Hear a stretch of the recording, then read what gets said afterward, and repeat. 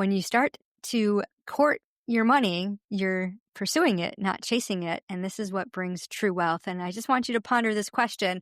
What does financial freedom mean to you? Because so many of you are wanting this. This is your desire, but you don't have it because you really don't know what it means. So ask yourself, what does financial freedom, and share it. Send me a message at info@idatemoney.com. I would love to hear your response.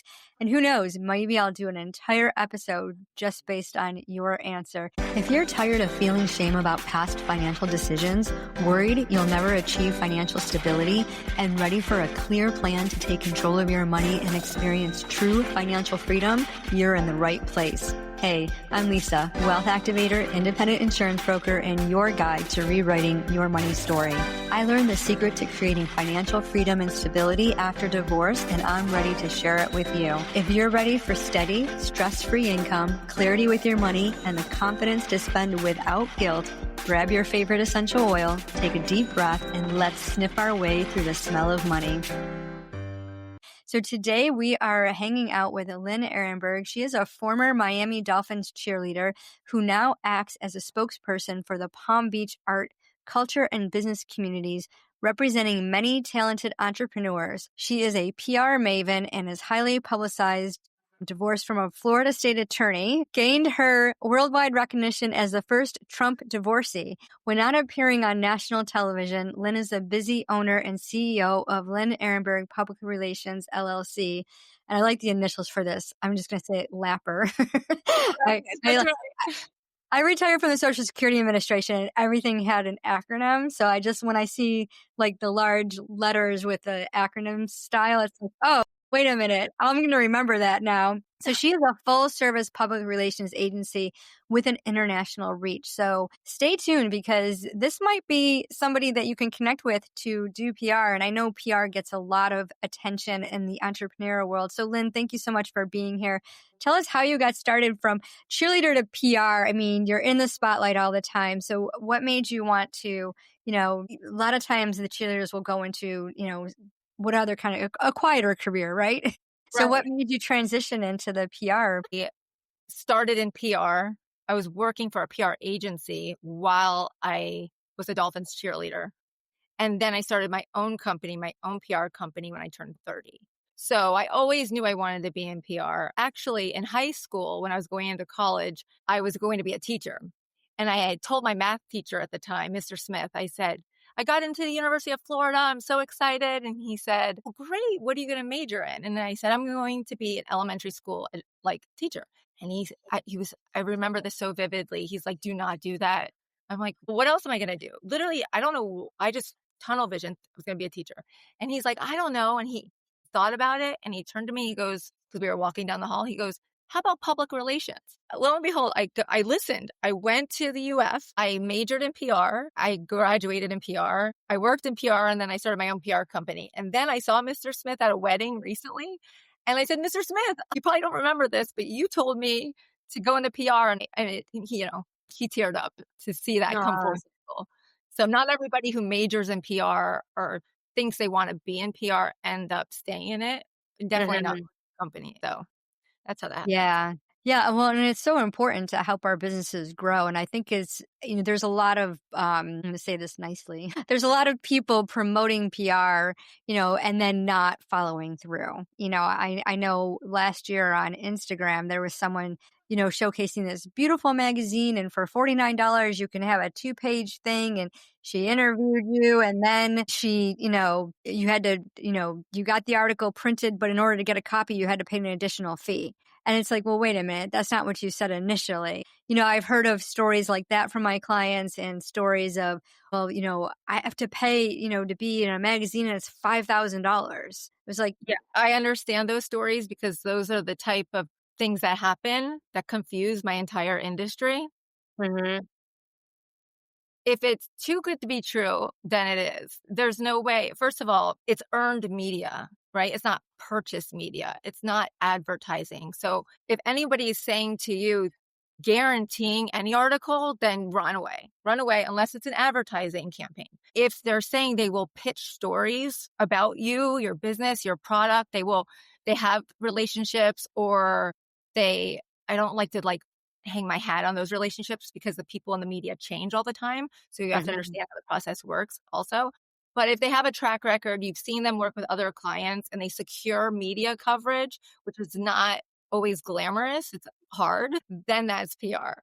But everybody else, there's so many of those people out there that, for me in my business, it's important for me to explain that, differentiate myself, try to educate the potential client on what it is I do. The clients who have had PR agencies in the past, even if they're unhappy or for whatever reason, those people are easier because they understand it's not advertising and it's a marathon, not a sprint, typically. Right. Yeah. Yeah, in any business that we do, especially online, there's always challenges, especially financially. What has been the biggest financial challenge for you in starting your own company? Um, I would say the type of clientele that we target and we cater to are typically big companies who either we work with investors in other countries like Israel who are buying American companies and making them go public, or they are CEOs of companies that create products with national and international distribution. So tapping into these type of people is not the easiest thing. Have one or two or three of that type of client. I've found that me and my team, we focus because it's a lot of work on those Yeah. type of clients. But you have to also keep marketing and keep growing to the not so glamorous ones that potentially pay the same retainer. They can afford it too, but we won't be like hobnobbing around on Wall Street, working on this, changing the stock price, affecting that price through media, that stuff we like to do versus the stuff that isn't quite as enjoyable. But you have to scale. You have to keep going. They're not all going to be like your favorite, but that's not the point. So that, I think, for me personally, in steering the ship, I've had to learn and focus on. And it's so important to learn those lessons and reflect and refine and just look at it and say, okay, this is working, this is not working. And I think a lot of entrepreneurs, especially those listening, feel like, oh, it's not working, I just want to give up. And maybe I should invest in PR, but maybe I shouldn't. And then they look at the cost and then they get really fearful. Yeah, So what would you say to somebody that like wants to get more visibility but is afraid to invest? I would say now that we have like so much available to us online, I don't think you should invest in PR until you have a budget for it because it's a long game. It's the long game. And I would hate for anybody to say, okay, you know what? I'm going to sign a 6-month contract, but there's a 60-day out clause. So after 2 months, if it doesn't work, I'll just execute it and leave. That you just threw that money out, threw it out. Unless you can really budget for that, or a PR agency will work with you somehow. Sometimes they'll do a trade deal with you to offset that cost. I would suggest they educate themselves and try to do some PR in-house for themselves. I mean, Donald Mhm. Trump, I don't know if this is true or not, but they said that he used to, a long time ago, pretend to be somebody else and be his own publicist. And I remember my dad telling me that too. He's like, I used to call and say, I was so-and-so from this company. He called the St. Pete Times and get publicity. So you have to be creative. And I'm not talking people out of hiring an expert, of course, but I don't think you should go into it without the proper budget. If you're scared, and you have the budget, then I think you should go for it. Because there's nothing, in my opinion, I'm in this business. It's the way I market myself and my own business through publicity. So I don't think if you have the right people with you, it's worth its weight in gold. Yeah, definitely. And I want to, since you mentioned Trump's name in your bio, it talks about you being the first Trump divorcee, and your divorce was very public. Can you tell us more about that? I can. So when I was going through my divorce, he was the top elected official in the county, right? So he had an entire team and I'm in PR. So I knew from seeing some of his peers go through divorces how the image of the ex-wife was just tanked. It was bad. And I watched that and I'm like, oh, heck no, this is not going to happen to me, especially in my own business. So I collaborated with my former PR agency that I worked for when I was a cheerleader. And I said, look, I'm already getting inquiries from the media about my position. And they saw me taking these calls and they were like, let us represent you. Let us field those calls. Let us shape the narrative. Well, they took that and ran with it. I mean, next level. I mean, and he's brilliant. I learned a lot from my former boss. So he issued press releases, had a field day with it. And the next thing I know, I'm all over the news, losing sight of what my point is, right? I was just trying to mitigate any negative publicity or not have a voice in that divorce when it could have been like out of my hands. And so Mhm. I was proactive, and then it just went, to another level. Wow. It really did.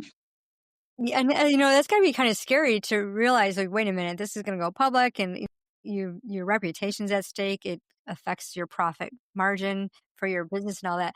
So, what does it mean to be a Trump divorcee? That was, again, I credit my former PR agency, and they take credit for it too, because they basically took a really old cheerleader and a local DA and made it international news that we got a divorce. That's pretty clever, just by tying in Donald Trump. And at the time, it was during the first administration, but the first time he was in office, and he just got elected. So it was like a really controversial, right? So they positioned me like way more hyperbole, right? Okay, we're going to lean in.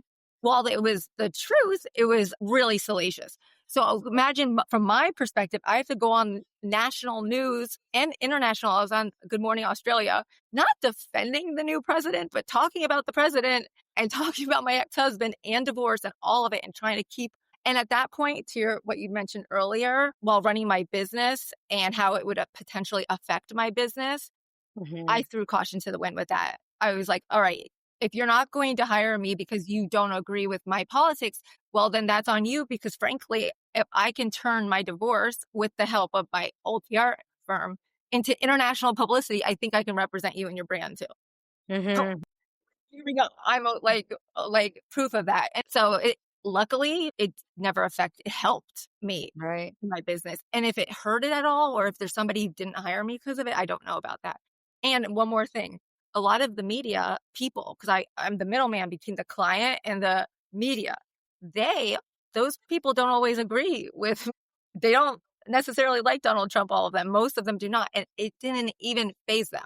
In fact, people will come to me now still at the New York Times. And when they want information or they want access to like Mar-a-Lago or something like that, they'll come to me. So I'd be their like Republican source. Oh, That's awesome. It increased sales. That's awesome. yeah, really. And And relationships credibility. and my relationships with the media, because they saw that I was willing to talk to them. Yeah. So when you ended up going through the divorce, a lot of times divorced women feel like they're a failure in a sense of, I'm going to make mistakes, and especially financially, especially if they came from a very wealthy family, and then, that maybe they don't split everything 50-50, but they have to start all over again. I know when my parents got divorced, they were entrepreneurs, and my mom had to start her business from scratch because my dad took over the business that they had together. And it was really challenging for her to do that. So what was your experience like? I think it's always scary. And I tell myself this all the time. If it were easy, everybody would do it. Yeah. Everyone would do it. And whenever I feel fearful, or at every stage, like after a divorce, or when you're first starting out, or there's a fork in the road with business decisions, when it's really hard and am nervous, that's what I tell myself. I'm like, if it were easy, everybody would do this. This is what I'm paying in order to have my freedom and run a company, and the opportunity for growth. The opportunity, that is the cost. That emotional, that fear is what Mhm. you're paying. Does that make sense? Yeah, absolutely. So I have to, I try to tell myself that, because I have, friends and family members, they're going to a 9 to 5 job, and yeah, that's steady and it's stable, but which path would I choose? Because I'm not going to choose that one unless I have to. Mhm. I'm just not, because that's the other thing I tell myself. Worst case scenario, I'll just go get a job. That's what I'm going to do. I'm going to get a job, or I'm going to keep forging forward to the best of my ability and understand this is part of the process. Anybody who's ever like made it, I think they have stories, right? Mhm. Not just like, otherwise, again, I think everybody would just do it. So with that fear, I think you should just take that and be like, this is part of the plan. There's going to be fear. Mhm. What am I going to do when I get fearful? Well, I'm going to have a support system. I'm going to have people around me who support me. I'm going to know that in advance, times of uncertainty, that I have like a core group of people, one person, two people who I can share this with. And they, you don't want to go to the people that are like my mom sometimes. What do you just go get a job? Like, I do have a job. Thank you, mom. Do have a job.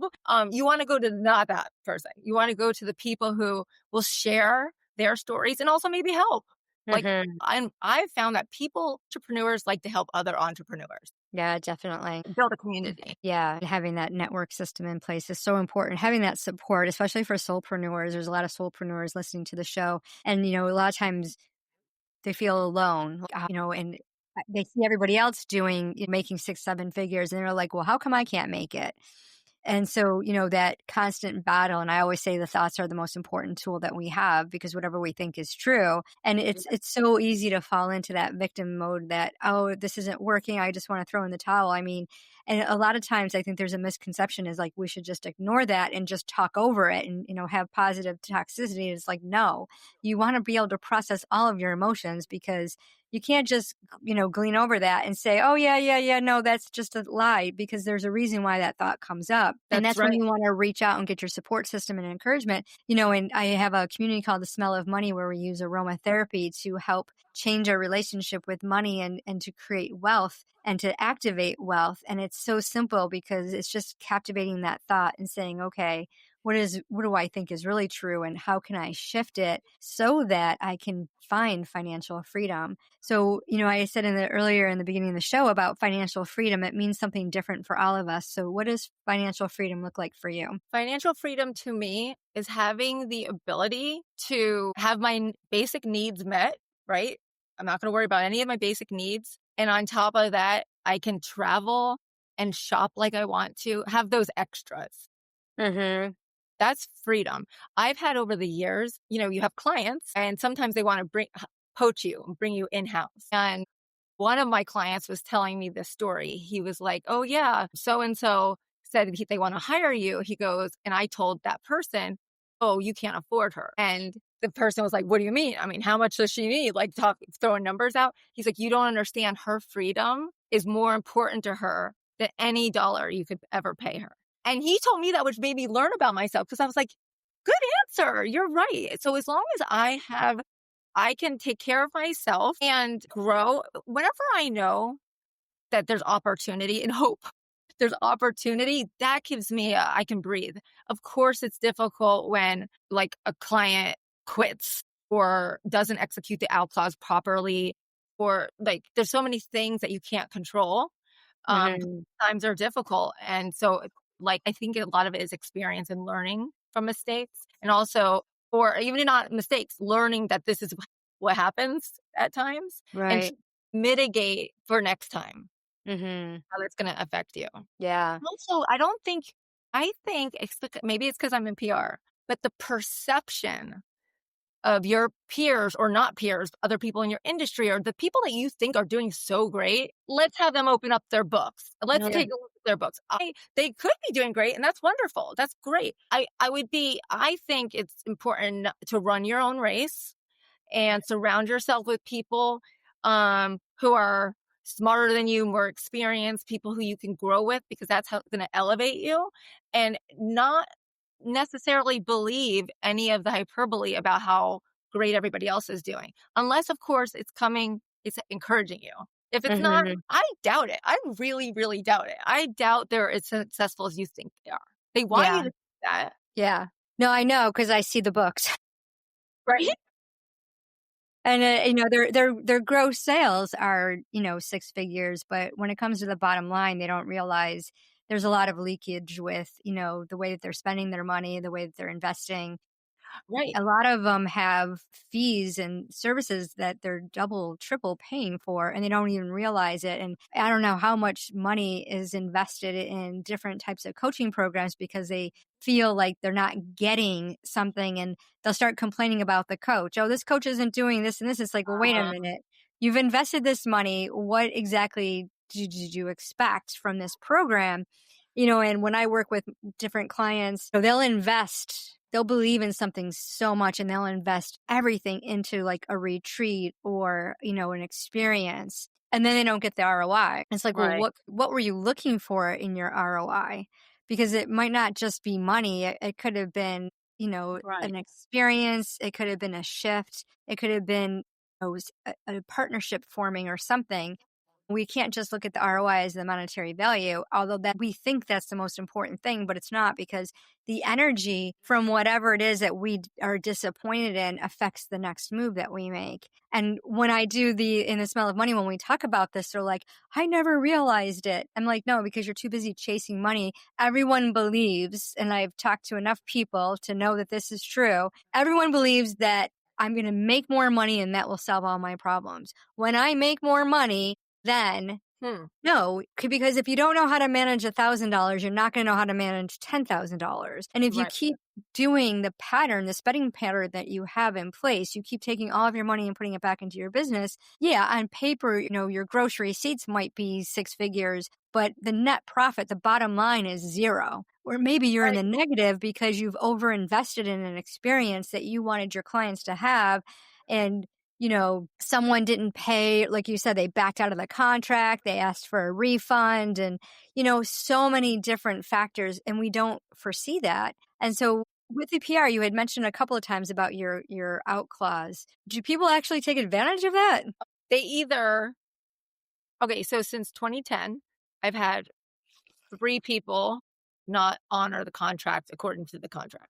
Mm, I've had to enforce it. Everybody else, they either complete the contract, do we keep going, or execute it properly. Yeah. So because it automatically renews. So I have a mm, 6-month contract that automatically renews with a 60-day out clause. So they don't feel like if this isn't we both do. We both can feel right, like this is not right, working. We're going to part ways amicably. But because I have a business to run, I need to plan accordingly. So that's why you have that 2-month buffer. And yeah, people, and I respect that. If it's, for example, I had somebody who was writing a book and they they were highly they're very positive about the book and when it was going to be completed. And they brought me on to publicize this book. Well, this book was not anywhere near being completed. Like we had nothing to promote. It was not working. So it made sense to execute this out clause because your literary, your people agent right. behind. So that means that I'm going to jump in and do what I can to help you and prep for that launch, but we're not ready to launch yet. So that's an example of executing that out clause. Yeah. I have a lot of listeners who are authors. I'm an author myself. I'm getting ready to release my first children's book. It's a series of Oh, 7. So I started pre-order for Lion Finn's Money Adventure. Discover the Magic of Saving, Spending, and Sharing is the first book. And it'll actually be available in print on December 17th. nice. And I always think I went through Book Baby Publishing and I had an illustrator and, I thought to do traditional publishing. But one of the things that Book Baby asked is, well, do you want us to do PR for you? And I'm like, I don't know. Because I have a PR guy and I'm like, maybe I'll think about it. But it's interesting because if you don't know how to market and the timing and all of that, it doesn't get visible and you don't hit the numbers that you desire. So Right. we have a desire to hit 1,000 sales on pre-order. When And is it launching? I'm sorry. it pre-launched on Pre-order. October 20th. And then the book will be available to go out on print December 17th. Oh, good. Right. In time for So the holidays. yeah, just in time for the holidays. And it's it's a financial literacy book for ages 3 to 7-year-olds. That's So important. yeah, so it's got activities, and when they pre-order, they get a coloring book, an activity book, and then the parent, whoever orders, gets a special gift from me. So I'm not going to tell what it is, but they'll find out in their inbox with a special gift, and it's really fun. It's based on the ocean theme, so Lionfin is half lion, half dolphin. But I always think about the PR piece. It's like even the illustrator's like, she's like, oh, I'm so excited, but marketing is going to be really challenging. And I'm like, I love a challenge. So You know, when you, I love, I have a book club and I have a passion for reading and literacy. I sat on the board of our local library. And so we donate our books to the library, all these things. So I'll have to get this information and post about your book because I yeah, love supporting authors. And I don't know if it would be the exact book for our book club read, but right.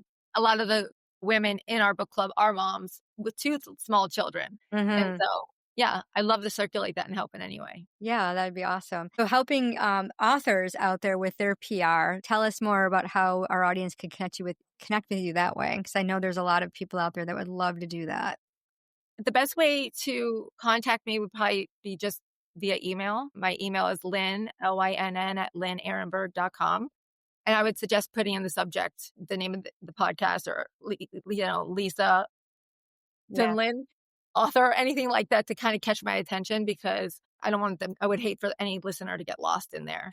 Yeah, awesome. Well, thank you so much for sharing all that information. For those of you listening, check the show notes for that email address. Subject line, I date money, and just tell Lynn that you heard her on the podcast, refer to her episode, and share this with someone that you know needs help with the PR, especially if you just have questions and you're like, I'm not sure if I'm ready for PR, but I really want my business to get to the next level. You know, you're hitting those multiple 6 figures, getting ready to go to 7 figures, and you're like ready for that next step. PR might be a good way for you to boost your visibility so that, you know, not only can you have brand awareness, but you can reach globally more people to help more people, because that's what you're here for. And this is what brings in money, right? By your desire to help others. Because remember, it doesn't matter how much money you have, it's what you do with it. Hey, mompreneurs, I hope you enjoyed today's episode. If so, please follow the show and share it with a friend who's rebuilding her finances after divorce. No spreadsheets, no restrictive budgets, only confidence to build financial freedom. Also, please drop a quick 5-star review so more moms starting over can find this. It lights me up to know this podcast is helping you. Inhale confidence, exhale scarcity. I'll meet you back on Tuesday for another episode. It doesn't matter how much money you have, it's what you do with it.